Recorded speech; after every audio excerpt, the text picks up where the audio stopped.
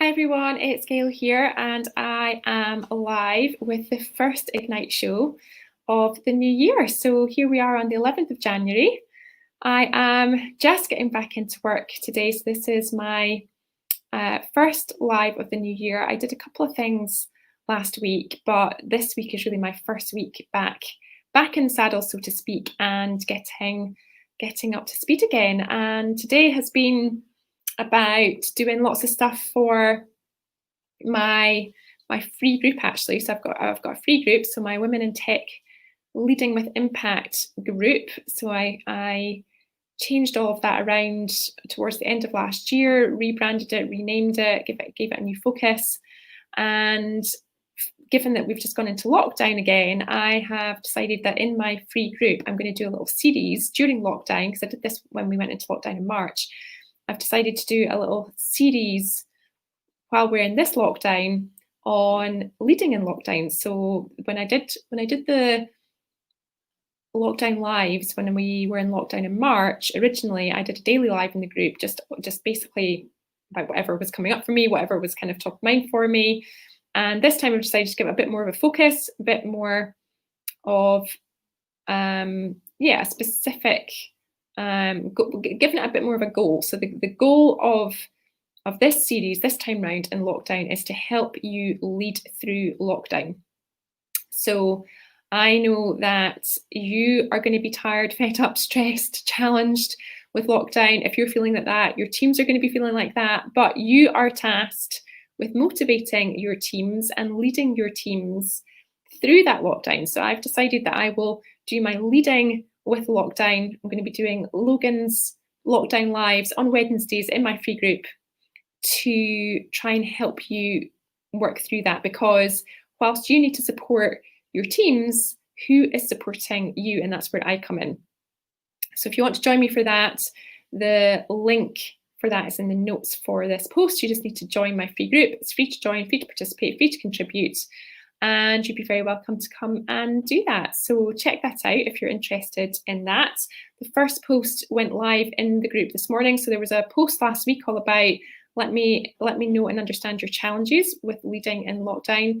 Then the first Q&A post went live this morning, and you can ask me anything. So you can ask me anything you want in relation to leading in lockdown, and I will answer your questions live in the group on Wednesday. And I'll also be sharing with you a little hint or a tip along the way about things I think will help you lead in lockdown based on what I'm hearing from you as well. So the more that you contribute, the more that you show up in the group, and the more you share with me what is going on for you in relation to leading in lockdown, the more I will be able to give you some relevant insights, tips, strategies, and techniques that will help you. So feel free to come into the group and do that. So today, though, what I thought I would talk about is change, because we've just started a new year, and a lot of people at this time of year start thinking about their goals, what they want to achieve, where they want to get to by the end of the current year. What do they want to be different by the time they get to the end of this year? And the thing about change is hard. So when we're trying to do something different, when we're trying to do something we've never done before, sometimes making that change happen can be incredibly difficult. And so the thing that I wanted to share with you today was, when it comes to change, really, really important that you are clear, not just what the change is, but why you want it. So if there's something that you want, if there's something that you're frustrated with, if there's something that you wish you had that you don't have right now, and you want to set out to achieve that, one of the things that will really help you stay motivated and stay on track is having real clarity around what is important to you about that change. Why do you want it? What will it give you when you've made it happen?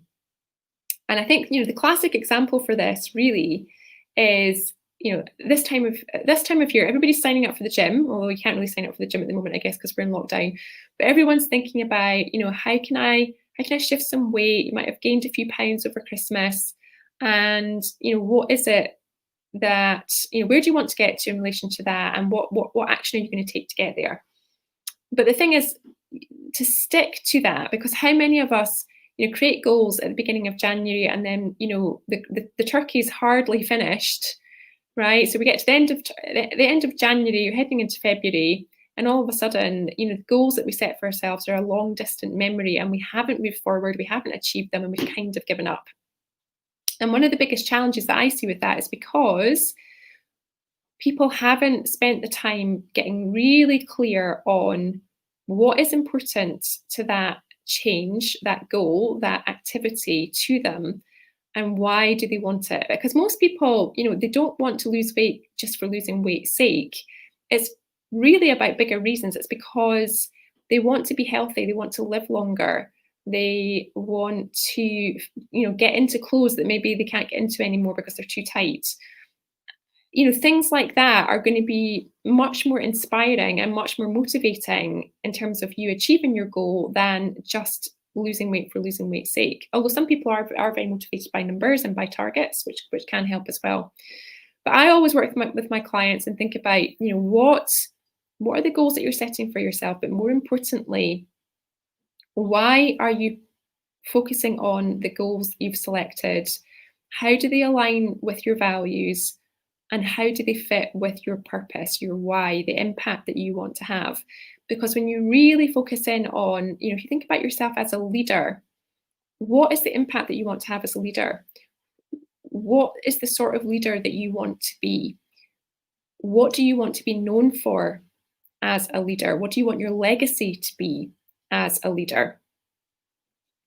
And sometimes the other thing that can help is thinking about, right, if you were to imagine the future, so if you were to imagine that you had already achieved your goal, what would that look like? And creating a vision of what would this future look like if this goal had already been achieved?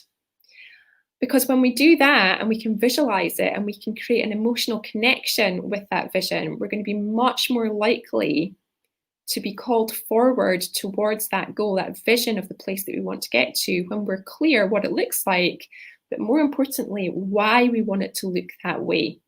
What is important to you about that? Why do you want to be an impactful leader? What does an impactful leader look like to you? What does it mean to you to lead with impact? Because the definition of that is going to be different for everyone as well. That's the other thing.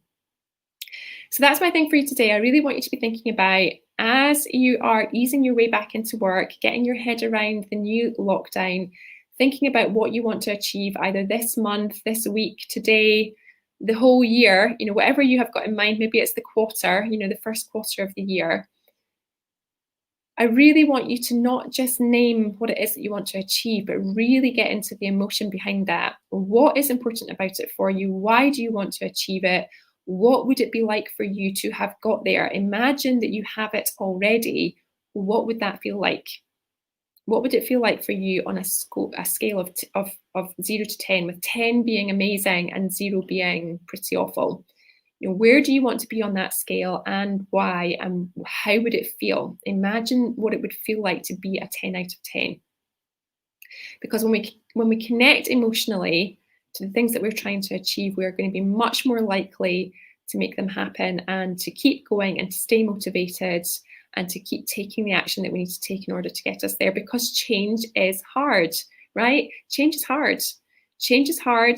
You've got to choose change. You've got to choose to take action. You've got to choose to move yourself forward, because nobody is going to come and do that for you. You have to do that yourself. And it's not always easy, but it's easier when we have that emotional connection that is calling us forward, drawing us forward, pulling us forward towards the thing that we really want. So that's why it's really important when we're thinking about goals to be thinking about the reason behind the goal. What's the reason for it? What's the motivation? And what's the emotional connection? Because if change is really hard, you need to make sure you really want something to make it worth the effort. So focus in on that energy, focus in on the emotion, and let me know how you get on. See you soon. And make sure you come and join me in the free group for Leading in Lockdown. I'd love to see you in there, and I'd love to know what your questions are. So come in, post a question,